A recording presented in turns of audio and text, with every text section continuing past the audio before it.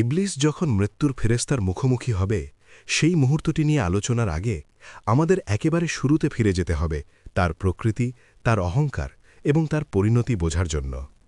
ইবলিস সবসময় আজকের মতো অভিশপ্ত ছিল না। আসলে একসময় সে ছিল সৎকর্মশীলদের অন্তর্ভুক্ত, একজন নিষ্ঠাবান ইবাদতকারী, এমন এক সত্তা যাকে ফেরেশতারাও তার তাকওয়া এবং ভক্তির জন্য চিনত। অনেকে ভুল করে তাকে ফেরেশতা মনে করে, কিন্তু সে ছিল একজন জিন, ধোঁয়াবিহীল আগুন থেকে সৃষ্ট। মানুষের মতোই জিনদেরও স্বাধীন ইচ্ছাশক্তি দিয়ে সৃষ্টি করা হয়েছে। তাদের কেউ আনুগত্য বেছে নিয়েছিল, আর কেউ লিপ্ত হয়েছিল অবাধ্যতায়।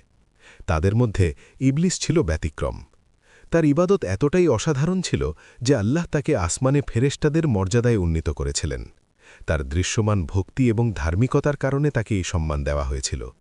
সে ফেরেশতাদের সাথে থাকত, আল্লাহর আরশের মহিমা প্রত্যক্ষ করত, আল্লাহর রহমতের আলোয় সিক্ত হতো এবং ইবাদতে মশগুল থাকত। তবুও এই বাহ্যিক ধার্মিকতার আড়ালে লুকিয়েছিল এক সুপ্ত অহংকার, এমন এক রোগ যা তখনও প্রকাশ পায়নি, কিন্তু যা তাকে শেষ পর্যন্ত অনন্ত অসম্মানের দিকে নিয়ে যাবে। আপনারা দেখছেন ভয়েস অফ ইসলাম, ইসলামের গৌরবময় ইতিহাস ও অনুপ্রেরণামূলক গল্পের সঙ্গে থাকার জন্য চ্যানেলটি সাবস্ক্রাইব করুন আর ভিডিওটিতে লাইক দিতে ভুলবেন না। তাহলে চলুন চলে যাই আজকের মূল গল্পে। তারপর সেই মুহূর্তটি এলো যা সব কিছু বদলে দিল। আল্লাহ তার অসীম প্রজ্ঞায় আদমকে সৃষ্টি করলেন, প্রথম মানুষ। আদমকে সৃষ্টি করা হয়েছিল মাটি থেকে। স্বয়ং আল্লাহর হাতে আকৃতি দেওয়া হয়েছিল এবং তার ঐশ্বিক আদেশে রূহ ফুঁকে দেওয়া হয়েছিল। আগুন থেকে সৃষ্ট জিন বা আলো থেকে সৃষ্ট ফেরেশতাদের চেয়ে ভিন্ন আদমকে তৈরি করা হয়েছিল সাধারণ মাটি থেকে। তবুও আল্লাহ আদমকে এমনভাবে সম্মানিত করলেন যা আগের কোনো সৃষ্টিকে করা হয়নি। তাকে জ্ঞান দেওয়া হলো, এমন জ্ঞান যা ফেরেশতাদেরও ছিল না। তাকে সমস্ত কিছুর নাম শেখানো হলো, যুক্তি বোঝার এবং ভালো মন্দের পার্থক্য করার ক্ষমতা দেওয়া হলো। যখন আল্লাহ ফেরেশতাগণ এবং ইবলিসকে আদমে সিজদা করার নির্দেশ দিলেন, তখন এটি ইবাদত ছিল না, বরং ছিল সম্মানের একটি কাজ। এটি ছিল স্বীকৃতি যে আল্লাহ আদমকে একটি মহান উদ্দেশ্যের জন্য মনোনীত করেছেন। ফেরেশতারা তাদের স্বভাবসুলভ আনুগত্যে তাৎক্ষণিকভাবে সিজদা করল। তারা আল্লাহর আদেশ নিয়ে প্রশ্ন তুলল না, কারণ তাদের স্বাধীন ইচ্ছাশক্তি ছাড়াই সৃষ্টি করা হয়েছে এবং তারা সম্পূর্ণরূপে তাদের প্রভুর অনুগত। কিন্তু ইবলিস এই আদেশ শুনে ক্রোধ, হিংসা এবং অহংকারে ফেটে পড়ল। সে অস্বীকার করল, আমি তার চেয়ে শ্রেষ্ঠ। সে গর্বভরে ঘোষণা করল, আপনি আমাকে আগুন থেকে সৃষ্টি করেছেন, আর তাকে সৃষ্টি করেছেন মাটি থেকে। এই উক্তিটি কেবল একটি প্রত্যাখ্যান ছিল না, এটি ছিল অহংকারের ঘোষণা, আল্লাহর ফয়সালা বা সিদ্ধান্তের বিরুদ্ধে এক উন্মুক্ত চ্যালেঞ্জ। সেই মুহূর্তে ইবলিস প্রকাশ করে দিল যা এতদিন তার ভেতরে লুকিয়েছিল। সে নিজেকে শ্রেষ্ঠ মনে করত। সে নিজেকে আদমের চেয়ে মহান, সম্মানের অধিক যোগ্য এবং আল্লাহর অনুগ্রহের বেশি দাবিদার মনে করত। কিন্তু বাস্তবে তার অহংকার তাকে কেবল পতনের দিকেই নিয়ে গেল। আল্লাহ তাকে চিরকালের জন্য তার রহমত থেকে বিতাড়িত করলেন, তাকে অভিশপ্ত হিসাবে চিহ্নিত করলেন। কিন্তু ইবলিস অনুতপ্ত হওয়ার বদলে একটি বেপরোয়া অনুরোধ করে বসল। সে ক্ষমা চাইল না, সে রহমতের ভিক্ষা করল না। তার পরিবর্তে সে সময় চাইল, আমাকে পুনরুত্থান দিবস পর্যন্ত সময় দিন। ইবলিস কি চেয়েছিল? সে তার শাস্তি বিলম্বিত করতে চেয়েছিল। সে জানত আল্লাহর ফয়সালা থেকে পালানোর কোনো পথ নেই, কিন্তু সে তার অস্তিত্ব দীর্ঘায়িত করতে চাইল। কিন্তু কেন? কারণ তার একটি পরিকল্পনা ছিল, একটি জঘন্য, পৈশাচিক পরিকল্পনা। সে আদমের সন্তানদের পথভ্রষ্ট করে নিজের শ্রেষ্ঠত্ব প্রমাণ করতে চেয়েছিল। সে তাদের কলুষিত করতে চাইল, প্রতারিত করতে চাইল এবং সেই একই অপমানে টেনে নামাতে চাইল যাতে সে নিজে পতিত হয়েছে। আল্লাহ তাকে এই অবকাশ দিলেন, কিন্তু এর সাথে একটি সতর্কবাণীও এলো। নিশ্চয়ই তুমি তাদের অন্তর্ভুক্ত যাদের সময় দেওয়া হয়েছে, কিন্তু নিশ্চয়ই জাহান্নাম তোমার এবং যারা তোমাকে অনুসরণ করবে তাদের প্রতিশ্রুত স্থান। এবং এভাবেই ইবলিস মানবজাতির চিরশত্রু হয়ে উঠল। সেই মুহূর্ত থেকে সেই তার অস্তিত্ব উৎসর্গ করল মানবতাকে পথভ্রষ্ট করার জন্য। সে আদম ও হাওয়াকে জান্নাতে কুমন্ত্রণা দিল, নিষিদ্ধ গাছের ফল খেতে প্ররোচিত করল এবং তাদের পৃথিবীতে নামিয়ে দেওয়ার কারণ হল। কিন্তু ইবলিসের সাথে আদমের পার্থক্য ছিল, আদম অনুতপ্ত হয়েছিলেন, তিনি ক্ষমা চেয়েছিলেন এবং আল্লাহ তার অসীম দয়ায় তার তওবা কবুল করেছিলেন। দুজনের মধ্যে এটিই ছিল মৌলিক পার্থক্য। একজন ভুল করে অনুতপ্ত হল, আর একজন ভুল করে অহংকারে আরও অটল রইল। তার অহংকার এবং মানবতাকে পথভ্রষ্ট করার সংকল্প সত্ত্বেও একটি সত্য আছে যা থেকে ইবলিস পালাতে পারবে না, তা হল মৃত্যু। মৃত্যুর অনিবার্যতা এমন একটি বিধান যা থেকে কোনো সৃষ্টি রেহাই পাবে না। আল্লাহ কুরআনে ঘোষণা করেছেন, প্রতিটি আত্মাকেই মৃত্যুর স্বাদ গ্রহণ করতে হবে, তারপর তোমরা আমার কাছেই ফিরে আসবে। সূরা আল আনকাবুত ২৯-৫৭। প্রতিটি নবী, প্রতিটি রাজা, প্রতিটি মানুষ, প্রতিটি ফেরেশতা, প্রতিটি জিন, সব সৃষ্টিকেই একদিন তার সমাপ্তির মুখোমুখি হতে হবে। এমনকি ফেরেশতাদের মধ্যে শ্রেষ্ঠ জিব্রাইল আলাইহিসসালামও মৃত্যুর স্বাদ পাবেন। এমনকি ইসরাফিল আলাইহিসসালাম, যিনি শিঙে ফুঁক দিয়ে এই পৃথিবীর সমাপ্তি ঘোষণা করবেন, তিনিও মৃত্যুর স্বাদ পাবেন। এমনকি স্বয়ং মৃত্যুর ফেরেশতাও, মালাকুল মৌতও মৃত্যুর স্বাদ পাবেন। তাহলে ইবলিস, যাকে আল্লাহর রহমত থেকে বের করে দেওয়া হয়েছে, সে কিভাবে পালানোর আশা করতে পারে? তার অহংকার সত্ত্বেও ইবলিস জানে তার সময় আসবে। সে জানে না কখন, কিন্তু সে জানে তার অস্তিত্ব সীমিত। সে তার চোখের সামনে মানুষের প্রজন্মের পর প্রজন্ম গত হতে দেখেছে।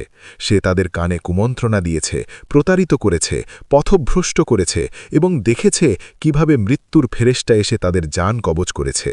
সে দেখেছে সৎকর্মশীলদের শান্তিতে মৃত্যুবরণ করতে, তাদের আত্মা আলতোভাবে নেওয়া হচ্ছে, তারা জান্নাতের দিকে উঠে যাচ্ছে এবং রহমতের ফেরেশতারা তাদের স্বাগত জানাচ্ছে। আবার সে দেখেছে পাপীদের যন্ত্রণাদায়ক মৃত্যু, তাদের শরীর থেকে আত্মা যন্ত্রণার সাথে ছিঁড়ে বের করা হচ্ছে এবং শাস্তির দিকে টেনে নিয়ে যাওয়া হচ্ছে। ইবলিশ এসবই দেখেছে, তবুও সে তার মিশন চালিয়ে যাচ্ছে। সে ধনী ও ক্ষমতাবানদের কানে ফিসফিস করে, তাদের বিশ্বাস করায় যে তারা ধরাছোঁয়ায় বাইরে, তাদের সম্পদ তাদের মৃত্যু থেকে রক্ষা করবে। সে অহংকারীদের কানে মন্ত্রণা দেয় যে তাদের পদমর্যাদা তাদের অমরত্ব দেবে। কিন্তু সে সত্যটা জানে। সে জানে আল্লাহর হুকুম যখন আসবে তখন পালানোর কোনো পথ নেই, এবং ইবলিসের জন্য সবচেয়ে ভয়াবহ মুহূর্ত হবে যখন সে দেখবে মৃত্যুর ফেরেশতা তার জন্য আসছে। সেই মুহূর্তে তার সমস্ত অহংকার, সমস্ত গর্ব, সমস্ত প্রতারণা চূর্ণ বিচূর্ণ হয়ে যাবে। সে বুঝতে পারবে যে সময়ের জন্য সে ভিক্ষা করেছিল তা শেষ হয়ে গেছে। সে পালানোর চেষ্টা করবে, কিন্তু লুকোনোর কোনো জায়গা থাকবে না। সে চিৎকার করবে, কিন্তু কেউ সাড়া দেবে না। সে তার অনুসারীদের ডাকবে, কিন্তু তারা তাকে পরিত্যাগ করবে, ঠিক যেভাবে সে তাদের পরিত্যাগ করেছিল। এবং সেই মুহূর্তে যে তার সারাটা জীবন অন্যদের ধ্বংসে ব্যয় করেছিল, সে তার নিজের ধ্বংসের মুখোমুখি হবে। মৃত্যু ইবলিসের কাছে আসবে ঠিক যেমন প্রতিটি আত্মার কাছে আসে, এবং যখন তা আসবে এটি হবে অপমান, যন্ত্রণা এবং চূড়ান্ত ক্ষতির মুহূর্ত। যে একসময় আল্লাহর আদেশ অমান্য করেছিল, যে নিজেকে শ্রেষ্ঠ ভাবত, যে শপথ করেছিল শেষ সময় পর্যন্ত মানুষকে পথভ্রষ্ট করবে, অবশেষে তার সমাপ্তি ঘটবে।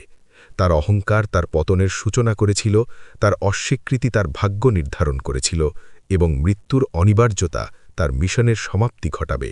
কিন্তু প্রশ্ন থেকে যায়, এরপর কি ঘটবে? ইবলিসের মৃত্যুর পর তার পরিণতি কি হবে? তার আত্মা কোথায় যাবে? তার অনুসারীদের কি হবে? এবং তার চূড়ান্ত গন্তব্য কি হবে? ইবলিসের পরিণতির এই যাত্রায় আমরা এসব প্রশ্নের উত্তর দেব। ইবলিস তার পুরো অস্তিত্ব ব্যয় করেছে মানবতাকে প্রতারিত করতে, তাদের কুমন্ত্রণা দিতে এবং ধ্বংসের দিকে টেনে নিয়ে যেতে। সে অসংখ্য প্রজন্মের আগমন ও প্রস্থান দেখেছে, রাজাদের উত্থান ও পতন দেখেছে, এবং মানুষকে সত্যের পথে ফিরিয়ে আনার জন্য নবীদের আগমন প্রত্যক্ষ করেছে। প্রতিটি যুগে সে নিজেকে খাপ খাইয়ে নিয়েছে, মানুষকে সততার পথ থেকে বিচ্যুত করার নতুন নতুন উপায় খুঁজে বের করেছে। সে আত্মার ধ্বংসে আনন্দ পায়, প্রতিটি অবাধ্যতার কাজে উল্লাস করে, যা একজন মানুষকে আল্লাহর রহমত থেকে দূরে সরিয়ে দেয়। সে জালিমদের কানে ফিসফিস করেছে যে তাদের ক্ষমতা চিরস্থায়ী। সে ধনীদের বুঝিয়েছে যে তাদের সম্পদ তাদের মৃত্যু থেকে রক্ষা করবে। সে পাপীদের প্রতারিত করেছে এই বলে যে তওবা করার অনেক সময় আছে, হাতে অফুরন্ত সময়। তবুও সে সত্যটা জানে। সে জানে সময় দ্রুত ফুরিয়ে যাচ্ছে, মৃত্যু অনিবার্য, এবং সে নিজেও তা থেকে পালাতে পারবে না।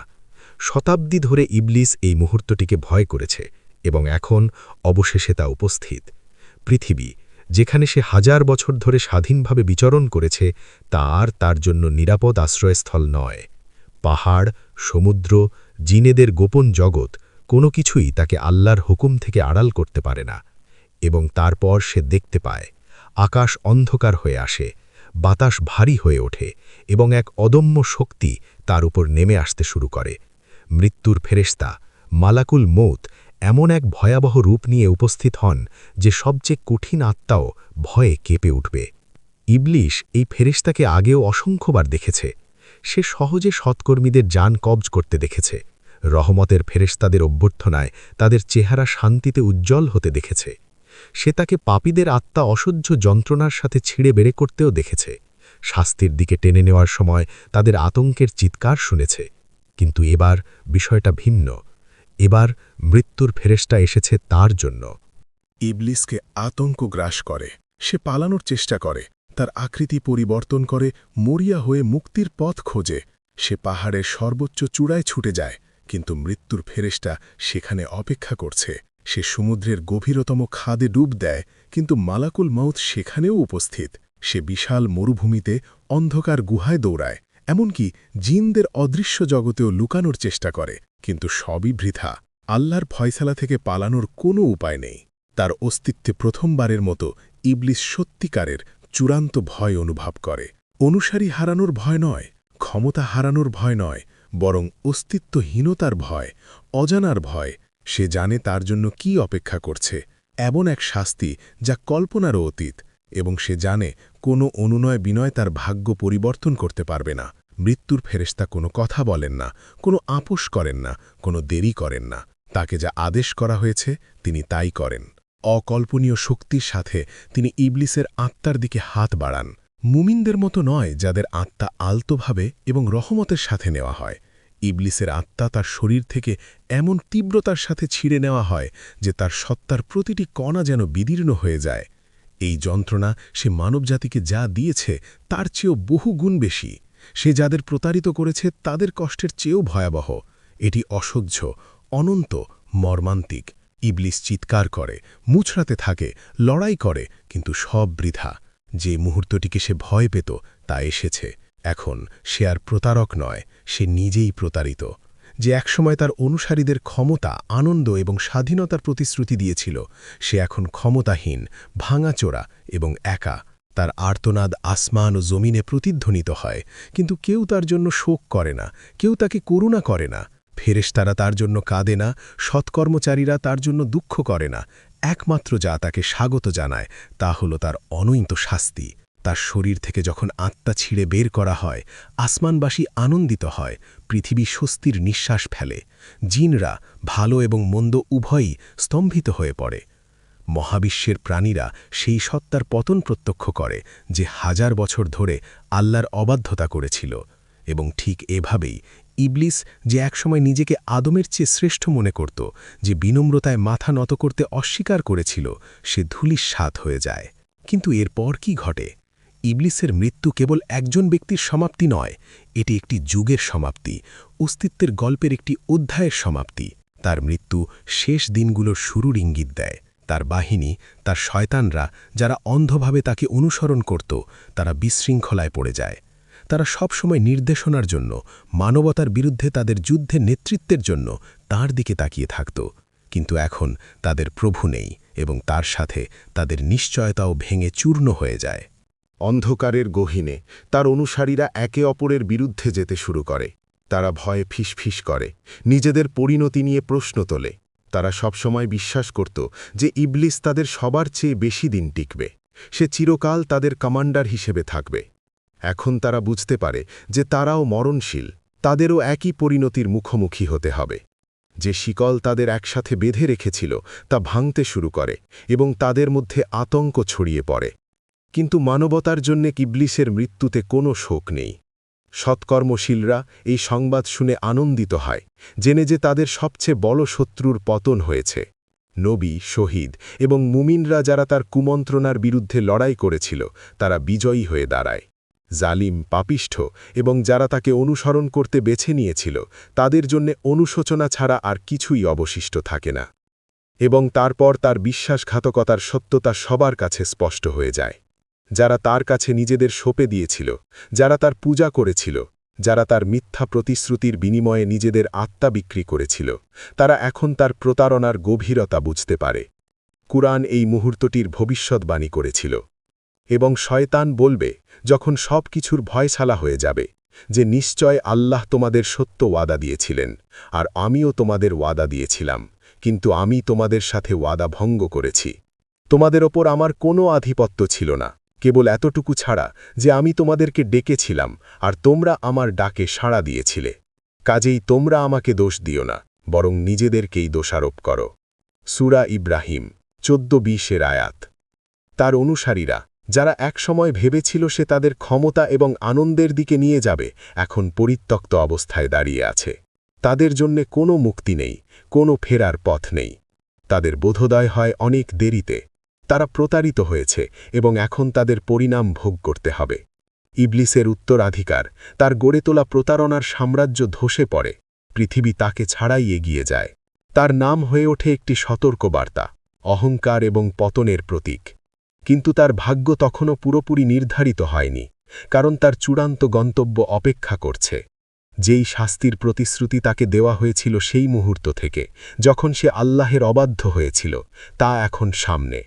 জাহান্নামের দরজাগুলি ক্যাচক্যাচ শব্দে খুলে যায়, এবং এমন এক আগুন যা মানুষের কল্পনাকেও হার মানায়, তার আগমনের অপেক্ষায় থাকে। তার পতন কেবল ব্যক্তিগত ক্ষতি নয়, এটি সে যা কিছুর জন্যে কাজ করেছিল তার সমাপ্তি। তার প্রতারণার সমাপ্তি, তার রাজত্বের সমাপ্তি, তার অবাধ্যতার সমাপ্তি, এবং এমন এক অনন্ত যন্ত্রণার শুরু যা থেকে সে কখনোই পালাতে পারবে না। ইবলিস, যে একসময় মানুষ ও জিনদের অন্তরে ফিসফিস করে মুক্তভাবে ঘুরে বেড়াত, সে তার অনিবার্য পরিণতির মুখোমুখি হয়েছে। অকল্পনীয় যন্ত্রণার সাথে তার আত্মা তার শরীর থেকে ছিলে ফেলা হয়েছে। সৃষ্টির বিশালতায় তার যন্ত্রণার আর্তনাদ হারিয়ে গেছে। কিন্তু মৃত্যু ইবলিসের জন্যে শেষ নয়। ঠিক যেমন সে অন্যদের ভাবিয়েছিল যে তাদের জীবন কোনো পরিণতি ছাড়াই চলবে, তাকেও এখন তার নিজের অস্তিত্বের পরিণতির মুখোমুখি হতে হবে। যখন তার আত্মা ছিনিয়ে নেওয়া হয়, মহাবিশ্ব তার জন্যে শোক করে না। যেই পৃথিবীতে সে হেঁটেছে, যে আকাশে সে উড়েছে, যে প্রাণীদের সে কলুষিত করেছে, সবাই তার পতনের নীরব সাক্ষী হয়ে দাঁড়িয়ে থাকে। তার নামকে ভয় পাওয়া হতো, অভিশাপ দেওয়া হতো, এবং যারা তার কুমন্ত্রণা অনুসরণ করত তারা ডাকত, কিন্তু এখন সে কিছুই নয়। অথচ তার শাস্তি কেবল শুরু হয়েছে। মৃত্যুর ফেরেশতা তার আত্মা নিয়ে যায়, এবং এরপর যা ঘটে তা অন্য যে কোনো কিছুর চেয়ে ভিন্ন এক বিচার। যখন সৎকর্মশীলদের আত্মা বিদায় নেয়, রহমতের ফেরেশতারা তাদের আলিঙ্গন করেন, সুগন্ধি কাফনে মুড়িয়ে আলো ও শান্তির মিছিলের সাথে তাদের জান্নাতে নিয়ে যান। কিন্তু ইবলিস সৎকর্মশীলও নয়, দয়ার যোগ্যও নয়। তার আত্মা নেওয়ার মুহূর্তেই শাস্তির ফেরেশতারা তার মুখোমুখি হয়। তাদের উপস্থিতি অসহনীয়, তাদের আকৃতি কল্পনার চাইতেও ভয়াবহ। এরা মুমিনদের স্বাগত জানানো নম্র সত্তা নয়, কিংবা সাধারণ আত্মার নিরপেক্ষ সংগ্রাহকও নয়। এরা ঐশ্বরিক ন্যায় বিচারের প্রয়োগকারী, সৃষ্টির নিকৃষ্টতমদের শায়েস্তা করার জন্য নিযুক্ত, এবং ইবলিস তাদের সবার চেয়ে নিকৃষ্ট। তারা তার আত্মাকে পবিত্রতার কাপড়ে নয়, বরং অন্ধকার দুর্গন্ধযুক্ত এক বস্তায় মুড়িয়ে ফেলে, যা শাস্তির নির্যাস থেকেই বনা। এটি থেকে এমন জঘন্য দুর্গন্ধ বের হয় যে সবচেয়ে নিচু স্তরের শয়তানরাও ভয়ে পিছিয়ে যায়। তার আত্মাকে অস্তিত্বের গভীরতম স্তরে টেনে নিয়ে যাওয়া হয়, আসমানের সেই দরজাগুলো দিয়ে যেখানে সে একসময় ওঠার সাহস করত, কিন্তু এখন প্রতিটি স্তরে তাকে প্রবেশ করতে অস্বীকার করা হয়। দরজার ফেরেশতারা তাকে আলো দিয়ে সম্ভাষণ জানায় না, বরং অভিশাপ দিয়ে ঘৃণার সাথে তার উপস্থিতি প্রত্যাখ্যান করে। তাকে সজোরে নিচে পৃথিবীতে নিক্ষেপ করা হয়, যেখানে সে চূড়ান্ত বিচারের অপেক্ষায় থাকবে। কিন্তু শাস্তি সেখানেই থামে না। কবরের আযাব সত্য। মানুষকে যখন তাদের পার্থিব কবরে রাখা হয়, ইবলিসকে তখন সেই জগতে অনর্বণীয় যন্ত্রণার মধ্যে আটকে রাখা হয়, যেখানে তাকে নিক্ষেপ করা হয়েছিল। তার বন্দিদশার দেয়ালগুলো তাকে চেপে ধরে। অসীম মনে হওয়া এক জায়গায় তাকে শ্বাসরোধ করে পিষ্ট করতে থাকে। তাকে বিশ্রামের এক মুহূর্তও দেওয়া হয় না। শাস্তির ফেরেশতারা তাদের আক্রমণ চালিয়ে যায়, তাকে মনে করিয়ে দেয় তার বলা প্রতিটি মিথ্যার কথা, তার পথভ্রষ্ট করা প্রতিটি আত্মার কথা, মানবতার কানে তার ফিসফিস করা প্রতিটি মিথ্যা প্রতিশ্রুতির কথা। এই অবস্থায় সময় দুর্বোধ্য হয়ে ওঠে। সে যন্ত্রণার মধ্যে চূড়ান্ত পুনরুত্থানের অপেক্ষা করতে থাকে, যখন সমস্ত সৃষ্টি তাদের রবের সামনে একত্রিত হবে। সেই দিন আসে যখন শিঙায় ফুঁ দেওয়া হয়, যা সমস্ত প্রাণের সমাপ্তি ঘোষণা করে। পাহাড় ধসে পড়ে, সমুদ্র টকবক করে ফোটে এবং আকাশ বিদীর্ণ হয়। যা কিছু অবশিষ্ট ছিল সব ধ্বংস হয়ে যায়। শক্তিশালী ফেরেশতারা, জিন, মানুষ, আসমান ও জমিনের প্রাণীকুল সবাই মৃত্যুবরণ করে। এমনকি স্বয়ং মৃত্যুর ফেরেশতাকেও মরার আদেশ দেওয়া হয়, এবং তখন কেবল আল্লাহ অবশিষ্ট থাকেন, যেমন তিনি সর্বদা ছিলেন এবং সর্বদা থাকবেন। তারপর শিঙায় দ্বিতীয়বার ফু দেওয়ার সাথে সাথে জীবন ফিরে আসে। মানবজাতির আত্মারা তাদের দেহে ফিরে আসে। কবর থেকে উঠে আসে বিভ্রান্ত ও আতঙ্কিত হয়ে। বিচার দিবস বা হাসরের দিন শুরু হয়েছে। যাদের উপস্থিত করা হয় তাদের মধ্যে ইবলিসও আছে। তাকে কোনো বিশেষ সুবিধা দেওয়া হয় না, কিংবা সে অন্যদের উপর যে অপমান চাপাত তা থেকেও তাকে রেহাই দেওয়া হয় না। তাকে টেনে হিঁচড়ে আনা হয়, তার অসম্মানে উন্মুক্ত করা হয় এবং তাদের মাঝখানে দাঁড় করানো হয় যাদের সে প্রতারিত করেছিল। তার অনুসারীরা, যারা তার পূজা করত, যারা তাকে মানত, যারা তার কুমন্ত্রণায় বিশ্বাস করত, এখন আঘাত ও আতঙ্কে দাঁড়িয়ে আছে। তারা তার ক্ষমতা, স্বাধীনতা ও আনন্দের প্রতিশ্রুতি বিশ্বাস করেছিল, কিন্তু এখন যখন তারা তাকে তাদের মতোই অসহায় ও দণ্ডিত অবস্থায় দাঁড়িয়ে থাকতে দেখে, তখন তাদের বোধোদয় হয় এখানে তার কোনো ক্ষমতা নেই। তার আসলে কখনোই কোনো ক্ষমতা ছিল না। সে যা করেছিল তা কেবল ফিসফিস করা। তারাই ছিল যারা শুনতে পছন্দ করেছিল। এবং তারপর সমস্ত সৃষ্টির সামনে আল্লাহ কথা বলেন, চূড়ান্ত রায় দেওয়া হয় এবং ইবলিসের ভাগ্য সিলগালা হয়ে যায়। জাহান্নাম, যে জায়গায় সে অন্যদের টেনে নিতে চেয়েছিল, এখন তাকে ডাকছে। আল্লাহর ক্রোধের শিকল তাকে বেঁচিয়ে ধরে, তার দেহকে বেড়ি পরিয়ে সেই অতল গহ্বরের দিকে টানে, যা শুরু থেকেই তার জন্য অপেক্ষা করছিল। জাহান্নামের দরজাগুলো খুলে দেওয়া হয় এবং আগুন গর্জন করে ওঠে, তার সবচেয়ে কুখ্যাত বাসিন্দাকে গ্রাস করার জন্য উদ্গ্রীব হয়ে। অগ্নিশিখাগুলো যেন তাকে চিনতে পারে, তাকে কাছে আনার সাথে সাথে তাদের উত্তাপ আরও বেড়ে যায়। সে বাধা দেয়, সে অনুনয় করে, সে ছটফট করে, কিন্তু পালানোর কোনো পথ নেই। তার অহংকার, তার অবাধ্যতা, তার স্বঘোষিত শ্রেষ্ঠত্ব সবকিছু তাকে এই মুহূর্তটিতে নিয়ে এসেছে, এবং এখন অনুশোচনা ছাড়া আর কিছুই অবশিষ্ট নেই। যখন তাকে গভীরে নিক্ষেপ করা হয়, সে এমন এক যন্ত্রণা অনুভব করে যা সে মানবজাতির ওপর চাপিয়ে দেওয়া যে কোনো কিছুর চেয়ে বহুগুণ বেশি। আগুন তাকে জড়িয়ে ধরে, তার অস্তিত্বের প্রতিটি অংশ পুড়িয়ে দেয়। শিকলগুলো শক্ত হয়, তার পাপের ভার অসহ্য শক্তি দিয়ে তাকে চেপে ধরে। প্রতিটি মুহূর্তই যন্ত্রণাদায়ক। তবুও মৃত্যু আসে না, সে মরে না, সে অস্তিত্বহীন হয় না। তাকে বাঁচিয়ে রাখা হয় কষ্ট পাওয়ার জন্য, অনুভব করার জন্য, অনুশোচনা করার জন্য। কিন্তু সম্ভবত সবচেয়ে খারাপ শাস্তি আগুন নয়, শিকল নয়, ব্যথাও নয়। এটি হলো এই জ্ঞান যে সে ব্যর্থ হয়েছে। সে নিজেকে শ্রেষ্ঠ প্রমাণ করতে চেয়েছিল, অথচ সে অপমানিত হয়েছে। সে অন্যদের পথভ্রষ্ট করতে চেয়েছিল, অথচ এখন তারা তার নাম অভিশাপ দেয়। সে মৃত্যু থেকে পালাতে চেয়েছিল, অথচ তাকে অনন্তকাল কষ্টভোগ করতে বাধ্য করা হয়েছে। তার আর্তনাদ শূন্যে প্রতিধ্বনিত হয়, কিন্তু কেউ শোনে না। তার অনুসারীরা, যারা একসময় তার প্রশংসা করত, এখন তাকে অভিশাপ দেয়। তারা তার দিকে চিৎকার করে, তাদের ভাগ্যের জন্য তাকে দায়ী করে, উত্তর দাবি করে, মুক্তির জন্য মিনতি করে। কিন্তু সে তাদের কিছুই দিতে পারে না। সে নিজেও আটকা পড়েছে, সে নিজেও দণ্ডিত। এবং তারপর, ঠিক যেমন কুরআন ভবিষ্যৎবাণী করেছিল, সে তার অনুসারীদের উদ্দেশ্যে তার শেষ কথাগুলো বলে, আমাকে দোষারোপ করো না, নিজেদের দোষ দাও।